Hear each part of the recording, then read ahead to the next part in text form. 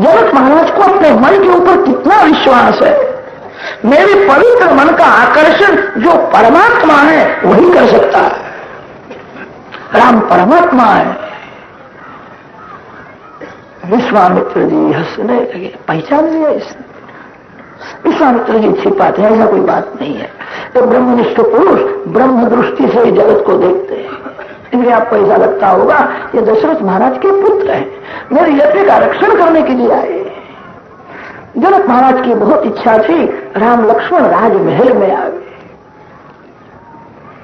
राम जी को अम्बावाड़ी में रहने की इच्छा थी। जनक राजा ने सभी व्यवस्था वहीं की है। रामायण में वर्णन आता है सायंकाल हुआ था, राम लक्ष्मण संध्या करते हैं। आजकल के लोग संध्या नहीं करते हैं, बड़ी बड़ी ब्रह्मज्ञान की बातें करते हैं। जो संध्या नहीं करता उसको सूर्य नारायण शाप देते हैं, उसकी बुद्धि बिगड़ती है। बुद्धि के मालिक सूर्य नारायण है।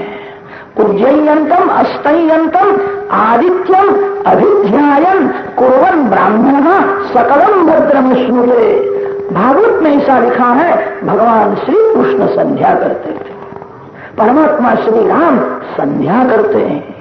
श्री राम श्री कृष्ण परमात्मा है, संध्या करते थे। आजकल लोगों में संध्या में श्रद्धा रही नहीं, बुद्धि बिगड़ जाती है। रामायण में वर्णन आता है राम लक्ष्मण संध्या करते हैं, गुरुदेव की सेवा करते हैं, रात्रि में वही शयन किया है, प्रातः काल हुआ है, संध्या अधिक नित्य कर्म किया है। वशिष्ठ ऋषि शालिग्राम भगवान की पूजा करने के लिए बैठे हैं। रामचंद्र जी को कहा फूल तुलसी ले आओ। बगीचा में राम लक्ष्मण जाते हैं। मर्यादा पुरुषोत्तम की प्रत्येक लीला में मर्यादा है। बगीचा में माली काम करता था, राम सभी को मान देते हैं। राम अति सरल है। माली को काका जी कहा। माली काम करता था, वो वृद्ध है, मेरे को काका जी कौन कहता है? उसने पीछे देखा, राम लक्ष्मण खड़े थे। माली ने साष्टांग प्रणाम किया। राम जी को वंदन करके उसने कहा मैं आपका दास हूं, मैं आपका सेवक हूं, मेरे को कभी काका जी कहना नहीं, मेरे को संकोच होता है, मैं आपका सेवक हूं। राम जी ने स्मित हास्य किया और कहा ये सब ठीक है, उम्र से तो बड़े हो, मेरे पिता के जैसे लगते हो। माली की आंख में आंसू है। कहा दशरथ महाराज, कहा तुझसे जी, राम मेरे को पिता समान मानते। राम वन में जाते हैं तब घर के नौकर रोते हैं, सभी को ऐसा लगता है राम मेरे है। किसी का अनादर नहीं किया है। राम लक्ष्मण फूल तुलसी लेते थे। सीता जी वहां सखियों के साथ आई है। सीता जी पार्वती माता की पूजा करने के लिए आई थी। सीता जी को दर्शन हुआ है। राम लक्ष्मण फूल तुलसी लेकर के विश्वामित्र जी के पास आए। राम तो अति सरल है, छल कपट क्या होता है राम जानते ही नहीं है। विश्वामित्र जी को कहा हम जिस बगीचा में गए थे उस बगीचा में राजकन्या सखियों के साथ आई थी, दूर से मेरे को बार बार देखती थी। विश्वामित्र जी ने कहा राजकन्या वहां रोज पूजा करने के लिए जाती है, इसलिए मैंने जानबूझ मेरे को मालूम जाता। सीता जी को ज्ञान में राम कैसा सुंदर है, सरल स्वभाव, छुआ छल नाई। छल कपट क्या होता है राम जानते ही नहीं, अति सरल राम। सीता जी को आशीर्वाद माता जी देती है। पार्वती माँ ने सीता जी को आशीर्वाद दिया है। विश्वामित्र जी राम लक्ष्मण को आशीर्वाद देते हैं। जनक राजा की आज्ञा हुई है, बड़ा भारी मंडप बनाया है, अखाड़ा है, 1000 वीर पुरुष शिव धनुष उठा करके ले आए हैं। जनक महाराज के पुरोहित शतानंद ऋषि विश्वामित्र जी के पास आए, सभी तैयारी हुई है। राम लक्ष्मण को लेकर के विश्वामित्र जी स्वयंवर मंडप में आए। जिसके हृदय में जैसा भाव था, भाव के अनुसार राम जी के दर्शन का आनंद मिला।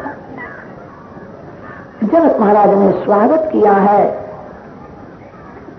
फिर तो जनक राजा ने अपने मंत्री जी को आज्ञा दी खड़े होकर के भाषण करना। जो भगवान शंकर का धनुष्य है, 21 बार निक्षत्रिय पृथ्वी करने के बाद परशुराम जी ने यह धनुष हमारे घर में रखा। क्या ऐसा भयंकर है, 1000 वीर पुरुष बहुत मेहनत करके तभी उठा सकते। मेरी कन्या सीता बहुत छोटी थी, तभी धनुष का घोड़ा बना करके खेलती थी।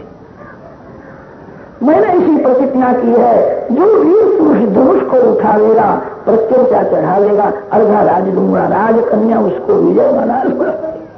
अब खड़े होकर के भाषण कर। मंत्री जी खड़े हुए बोलने का आरंभ करते हैं। उसी समय रावण आकाश मार्ग से जाता था। बड़ा भारी मंडप देखता है। रावण ने अपने नौकर को पूछा, इतना बड़ा भारी मंडप किसके घर में, क्या बात है? नौकर ने कहा, मैंने ऐसा सुना है जनकपुरी में श्री जानकी जी का स्वयं देश देश में से राजा लोग वहां आए। रावण ने पूछा है, हमारे यहाँ कुमकुम पत्रिका आई है क्या? सेवक ने कहा, अपने यहाँ पत्रिका नहीं, निमंत्रण नहीं। ऐसा मूर्ख बिना निमंत्रण नहीं आता, आकाश मार्ग से मंडप में उतरता है। जनक महाराज को कहने लगा, हे जनक, मेरा तुमने अपमान किया, सभी राजाओं को और निमंत्रण दिया, मैं राजा नहीं हूं, मेरे को क्यों निमंत्रण नहीं दिया? मेरा तुमने अपमान किया, इसीलिए मैं युद्ध करने के लिए आया। जनक महाराज घबराए हैं, कन्या के लग्न में यह पाप कहां से आ गया? जानबूझ करके उसको निमंत्रण नहीं दिया, मेरा तुमने अपमान किया, मैं युद्ध करने के लिए आया। जनक महाराज ने हाथ जोड़ करके कहा है, मैंने मंत्री जी को कहा था सभी राजाओं को निमंत्रण देना है, आपको निमंत्रण दिया न हो, मेरी भूल नहीं है, मंत्री जी की क्षमा करो, मैं क्षमा मांगता हूं, मेरी वृद्धावस्था है, आप जवान वीर हो, आपके साथ मैं कैसा युद्ध करूं? मेरी भूल तो नहीं है, तो भी मैं क्षमा मांगता हूं, मंत्री जी की भूल। रावण क्रोध में बोलता है, बुलाओ मंत्री को बुलाओ। मंत्री जी को थर थर कांपने लगे, एक थप्पड़ मारे नहीं जाऊंगा।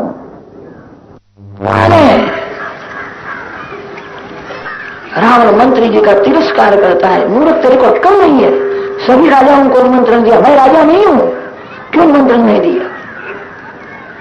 मंत्री जी ने हाथ जोड़ करके कहा है, क्षमा करो, पत्रिका लिखाना मेरा काम है, एक एक के घर में पहुंचाना मेरा काम नहीं। सिपाही लोग ऐसे होते, कहीं जाते हैं कहीं नहीं जाते। मैंने सिपाही को पत्रिका तो दी है, आपके यहाँ सिपाही नहीं आया, पत्रिका नहीं दी, कि मेरे को पत्रिका मिली नहीं, कि मेरी भूल नहीं, सिपाही की भूल, मैं क्षमा मांगता हूं। बुलाओ सिपाही को बुलाओ। सिपाही घबराया, मंत्री जी ने मेरे मस्तक के ऊपर रख दिया। मंत्री जी जानते थे सिपाही बड़ा बुद्धिमान है, रावण को कुछ बनावेगा। मस्तक खुजलाने लगा, बहुत मस्तक खुजलावे तो अंदर में से कुछ बाहर निकलता है, ऐसा लगता है। रावण को कुछ जवाब तो देना ही पड़ेगा। रावण तिरस्कार करता है, मेरा नाम तुमने सुना था क्यों नहीं, क्यों नहीं आया? सिपाही ने हाथ जोड़ करके कहा, आपकी प्रशंसा मैंने बहुत सुनी थी, आपके यहाँ मैं प्रथम गया था, आपको पत्रिका नहीं मिली कि तुमने किसको पत्रिका दी? सिपाही ने हाथ जोड़ करके कहा, महाराज मैं यहां से निकला और समुद्र किनारे गया, वहां बहुत से लोग बैठे थे, सभी आपकी प्रशंसा करते थे। रावण महाराज तो ऐसे वीर है, सभी देवों का पराभव किया है, स्वर्ग के देव रावण महाराज के नौकर बनकर के लंका में सेवा करते हैं। आपकी मैंने इसी प्रशंसा सुनी, फिर मैंने विचार किया कितना बड़ा समुद्र लांग करके मैं लंका में कैसा जाऊं? सभी देव रावण महाराज के नौकर है, तो समुद्र भी तो देव ही है। मैंने समुद्र को पत्रिका दी थी और कहा रावण महाराज को दिया ना, समुद्र पत्रिका छोड़ करके मैं इधर चलाया। कितना बड़ा समुद्र लांग करके मैं कैसा जाऊं? समुद्र ने आपको पत्रिका नहीं दी, जाओ समुद्र के साथ लड़ो और वहीं डूब करके मर जाओ, काहे को ना आए? ये तो मेरा अपमान करता है, मैं तेरे को मारूंगा। तो मैंने आपका अपमान नहीं किया है, मैंने समुद्र को पत्रिका दी है। जनक महाराज ने सिंहासन मंगाया, रावण को सिंहासन बताते हैं, थोड़ी भूल हो गई है, क्षमा करो, आप बहुत बड़े हो, आपके लिए सिंहासन रखा है। बड़ा भारी सिंहासन देख करके रावण ठंडा हो गया, मैं बहुत बड़ा आदमी हूं, मेरे लिए कैसा सिंहासन रखा है? सिंहासन में अक्कड़ में जाकर के बैठता, ए जनक तेरी कन्या बाहर आवे, मेरे को विजय माला अर्पण करे। जनक राजा ने कहा, हमारा ऐसा नियम है, धनुष का भंग न हो तब तक राजकन्या बाहर कैसी आए? धनुष का बंध होने के बाद राजकन्या। अभिमानी रावण अपनी प्रशंसा करने लगा, मैं बड़ा भारी वीर हूं, तुम लोग मेरे को जानते नहीं हो, ये तो जूना पुराना धनुष है, इसमें क्या है। शंकर भगवान पार्वती जी के साथ कैलाश में बैठे थे, तब शंकर पार्वती के साथ कैलाश पर्वत मैंने उठाया। मेरे जैसा वीर कौन है, ऐसा मूर्ख था, अपनी प्रशंसा करने लगा। आत्म प्रशंसा ही मरण है। जो आत्म प्रशंसा करता है उसके पुण्य का, आयुष का नाश होता है। रावण अपनी प्रशंसा करने लगा, मैं ऐसा बड़ा वीर हूं। जनक महाराज ने कहा धनुष को उठाओ। अभिमानी रावण एक हाथ से धनुष को उठाता है, उठता ही नहीं, हिलता नहीं है। दूसरा हाथ, तीसरा हाथ, चौथा हाथ। पार्वती माता ने शिवगणों को ऐसी आज्ञा दी थी। रावण का अभिमान बहुत बढ़ गया है। अभिमान में जो मन में आता है वैसा बकता है, उसकी आज फजेती होनी चाहिए। रावण धनुष को उठावे नहीं। यो लोकवीर समितं धनुरै समुग्रम सीता स्वयंवर गृहे त्रिशतोपनीतम आदाय बालगजनीलैवेक्षुयष्टिं सज्जीकृतं नृपविकृष्य बभंज मध्ये। शिवगणों को माता जी की आज्ञा हुई थी रावण धनुष उठावे नहीं, कदाच उठावे तो वही धनुष उसके छाती के ऊपर गिराओ। उसका अभिमान बहुत बढ़ गया है। माता जी की आज्ञा से शिवगण धनुष के ऊपर चढ़ करके बैठे थे, किसी को दिखता नहीं है। रावण एक हाथ से धनुष उठाने को जाता है, धनुष हिलता नहीं है।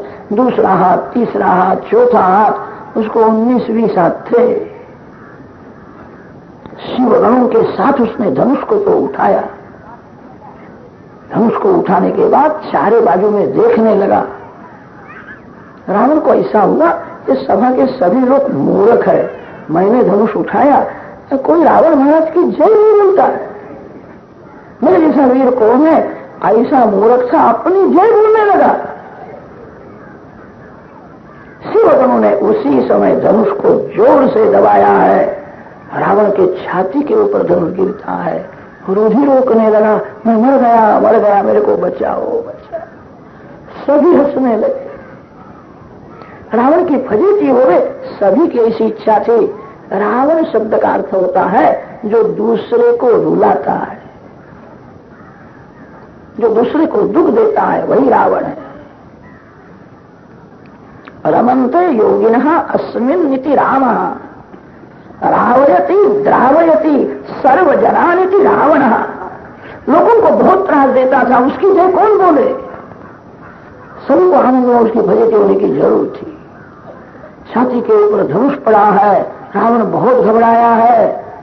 जनक महाराज ने सेवकों को आज्ञा दी, क्या देखते हो, जल्दी जाओ, उसके छाती के ऊपर से धनुष खींच लो। कुछ भी हो, ब्राह्मण का बेटा है, कन्या के लगन में इस समय मरे नहीं तो अच्छा है, थोड़े दिन तक जीवित रहे। अभी मर जाए तो अपशकुन हो जाएगा।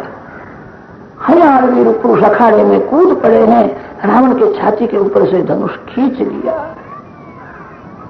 फिर तो रावण खड़ा हो गया, उसकी बहुत फजीती हुई थी, अपमान हुआ था। फिर रावण वहां बैठा नहीं, वहां से भाग गया। रावण की दशा देख करके दूसरे जो राजा लोग थे वो सभी सावधान हो गए। रावण को मूर्छा तो आई, 5 मिनट में खड़ा हो गया, यहां से चलता हुआ घर में गया। हम लोग धनुष को उठाने के लिए जावे, कदाच हमारे छाती के ऊपर धनुष गिर जावे तो 4 जने कम जाए। रावण की दुर्दशा हमने देखी है, सभी सावधान हो गए। बातें करते हैं, सीता जी तो मेरी छोटी बहन है, हम लोग लग्न देखने के लिए आए हैं। सभी घबराए थे, अशक्य है कि धनुष कोई नहीं उठा सकता है। रावण बड़ा बलवान, उसकी ऐसी दुर्दशा हो गई। सभा स्तब्ध है। उस समय विश्वामित्र जी ने रामचंद्र जी को आज्ञा दी है, उठो राम भव चापा, उठो। गुरुदेव की आज्ञा हुई है, गुरुदेव को वंदन कर। विनय की मूर्ति राम है। शिव धनुष्य को भी वंदन किया। राम परमात्मा है, राम सभी को मान देते हैं। शिव जी को आश्चर्य हुआ है, मेरे धनुष को वंदन करने की क्या जरूरत थी? मेरे धनुष को भी राम वंदन करते हैं। वंदन करके प्रभु ने धनुष को उठाया है, लीला में उठाया। बिजली जिस प्रकार चमकती है, धनुष में से तेज निकला है। सभी की आंख बंद हो गई, तेज सहन हुआ नहीं। उसी समय रामचंद्र जी ने अनायास से धनुष को जो नमाया, कड़कड़ कड़कड़ कड़कड़ कड़कड़ कर देना, धनुष टूट जाता है। कैसा उठाया, कैसा नमाया, बराबर किसी ने देखा भी नहीं। धनुष का भंग हुआ। विश्वामित्र जी ने कहा है, मेरे राम ने धनुष का भंग किया है, सीता जी राम को विजय माला अर्पण करें। साक्षात महालक्ष्मी है। सीता जी का अलौकिक सौंदर्य, अलौकिक श्रृंगार का वर्णन कौन कर सकता है? जगन माता है, आज शक्ति है। आज सखियां दाहिने बाजू में है, आज सखियां बाई बाजू में है, हाथ में विजय माला है। धीरे धीरे श्री सीता जी आती है, सखी मंगल गीत गाती है। रामचंद्र जी ने देखा है, ये राजकन्या मेरे को विजय माला अर्पण करने के लिए आती है। उस समय रामचंद्र जी को कौशल्या माँ याद आई। गुरु की आज्ञा थी, इसलिए मैंने धनुष का तो भंग किया। माता पिता की आज्ञा बिना मैं लग्न कैसा करूं? राम बहुत पुराने जमाने के हैं, आधुनिक नहीं है। मैं माता पिता के आदि हूं। सीता जी बहुत सुंदर है तो क्या हुआ? कौशल्या माँ की आज्ञा बिना मैं लग्न नहीं करूंगा। मैं स्वतंत्र नहीं हूं, मैं मेरे माता पिता के आदि। सीता जी धीरे धीरे आई है। सीता जी ने 2 हाथ ऊंचे किए हैं। सीता जी थोड़ी छोटी है। राम मस्तक नमावे तो ही सीता जी विजय माला अर्पण कर सकती है। कौशल्या माँ की आज्ञा बिना मैं मस्तक कैसा नमाऊं? सीता जी ने 2 हाथ ऊंचे किए हैं। माता जी के हाथ में रत्न की बंगड़ियां है। सुंदर श्रृंगार था, थोड़ा घूंघट निकाला था। रत्न की बंगड़ी में सीता जी को राम जी का प्रतिबिंब दिख रहा है। राम कामदेव से अति सुंदर है। राम सूर्य से भी प्रकाशमान है, चंद्र से अति शीतल आनंद देने वाले हैं। सीता जी को रत्न की बंगड़ी में राम जी का प्रतिबिंब दिखता है। सीता जी को समाधि लगती। विश्वामित्र जी देखते थे, राजकन्या ने 2 हाथ ऊंचे किए, राम अभी मस्तक नमाता नहीं है। विश्वामित्र जी दौड़ते हुए गए, राम जी के कान में कहा है, मैं अयोध्या में आया था तो माता जी के साथ सभी बातें हुई। कौशल्या माँ बहुत राजी हो गई। कौशल्या माँ की दशरथ महाराज की इच्छा है मेरे राम का लग्न हो, तेरे माता पिता प्रसन्न हो जाए। माता पिता की बहुत इच्छा है राम का लग्न हो। राम जी ने पूछा है, लग्न हो गया ऐसी तो इच्छा है, पर इसी कन्या के साथ लग्न हो गया ऐसी इच्छा है? इसी कन्या। कौशल्या माता ने सीता जी की प्रशंसा बहुत सुनी थी। कौशल्या माता की इच्छा थी सीता जी पुत्र वधू। माता पिता की आज्ञा है। विश्वामित्र जी ने जब कहा तो प्रभु ने मस्तक नमाया। श्री राम मस्तक नमाते हैं, सीता जी को सखी सावधान करती है, प्रभु ने मस्तक नमाया। श्री सीता जी विजय माला अर्पण करती है। श्री राम नाचत गावत सहत सहेली, सिय जय माल राम उड़े।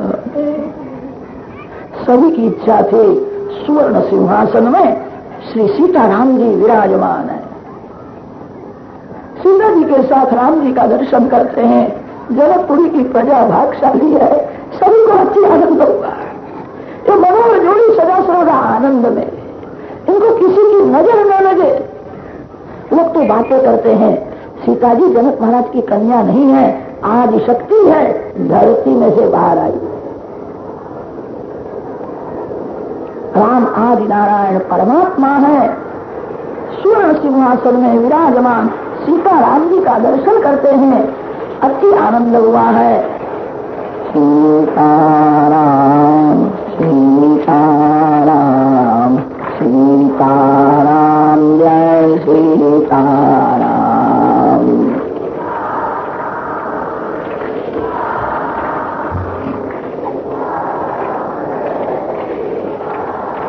जय सीताराम सीताराम सीताराम जय सीताराम।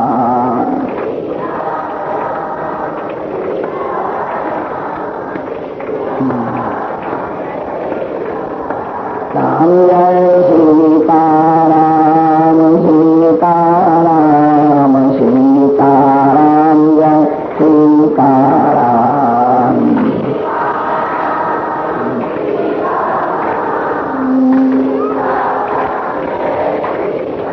राम जय सीताराम सीताराम सीताराम जय सीताराम।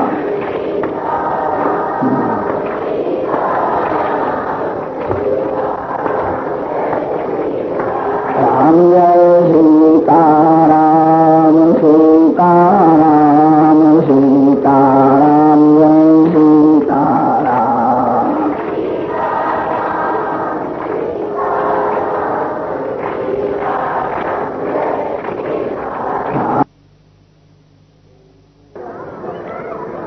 श्रीशुक उवाच तस्यापि भगवानेशो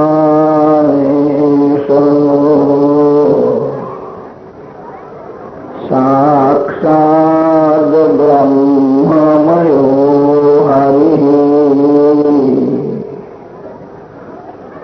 श्रीराम लक्ष्मण भरत शत्रुघ्ना इति संज्ञया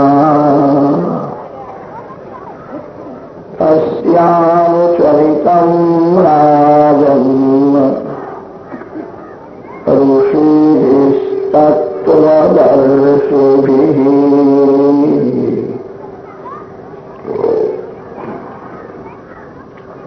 श्रुतं विवर्णितं भूरि त्वया सीतापतेरनुः।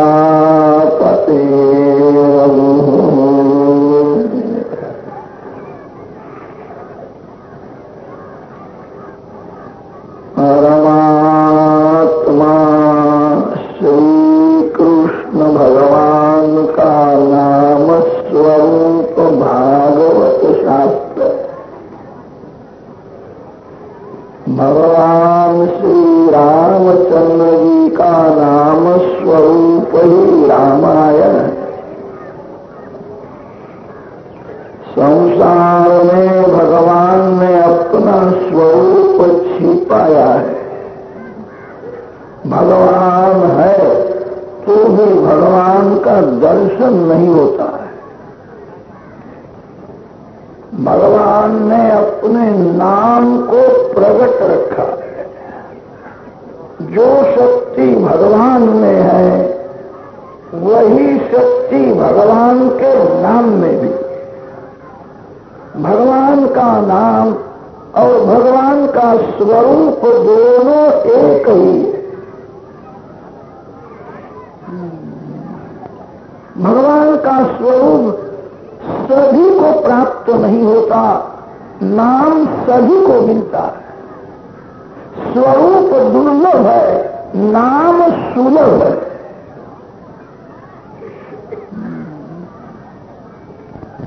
रामायण रामचंद्र जी का नाम स्वरूप है।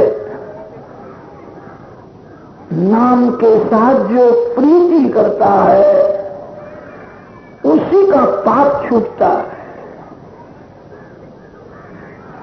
पुण्य करना कठिन नहीं है, पाप छोड़ना बड़ा कठिन है। राम नाम के साथ जो प्रेम करता है उसी को भगवान पाप करने से रोक लेते।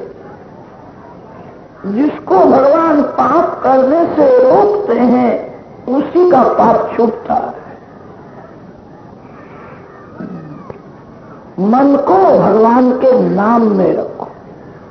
जगत बिगड़ा नहीं है, मन बहुत बिगड़ा। मानव जगत को देखता है, अपने मन को नहीं देखता है।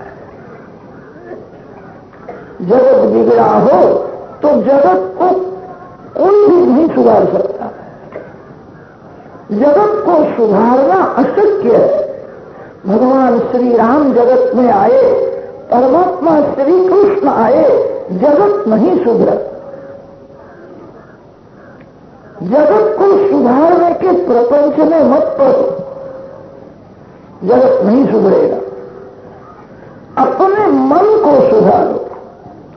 जिसने अपने मन को सुधारा है, जिसने अपने स्वभाव को सुधारा है, उसको जगत में बिगड़ा हुआ कुछ दिखता ही नहीं।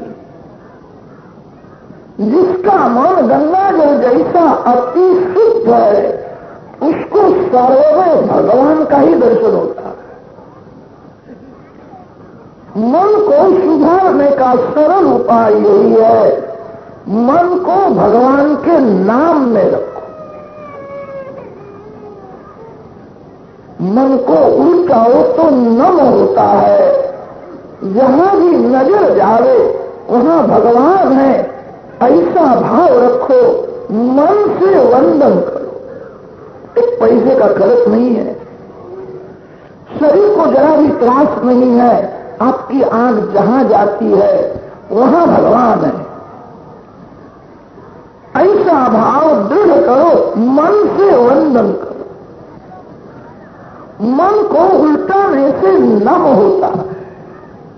जो नमता है, जो अपने मन को नाम में रखता है, नम और नाम।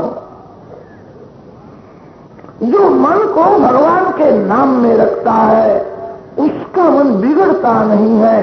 भगवान के स्वरूप में मन को रखना बड़ा कठिन है। 2-3 मिनट भगवान दर्शन देते हैं, अदृश्य हो जाते हैं। मन को भगवान के नाम में रखो। स्वरूप को कोई पकड़ सकता नहीं है, नाम को आप पकड़ सकते हो। मेरा मन भगवान के नाम से दूर न जाए। रामायण रामचंद्र जी का नाम स्वरूप है। रामायण के जो 7 कांड है, वो मानव के उन्नति के 7 साधन है। भगवान के चरण में जाना है। 7 साधन बताए हैं। तुलसीदास महाराज ने एक एक कांड को सोपान ऐसा नाम दिया है। प्रथम सोपान, द्वितीय सोपान। सीढ़ी को संस्कृत भाषा में सोपान कहते। सोपान का अर्थ होता है सीढ़ी। भगवान के चरण में पहुंचना है। रामायण का जो प्रथम कांड है उसका नाम बाल कांड है। प्रभु के दरबार में जाना है, भगवान के चरण में जाना है। बालक को जल्दी प्रवेश मिलता है। आपको भगवान धन दे, आपका ज्ञान बढ़े, आपको सुख मिले, हृदय से बालक बने। जिसका हृदय बालक के जैसा होता है, उसको भगवान के दरबार में जल्दी प्रवेश मिलता है।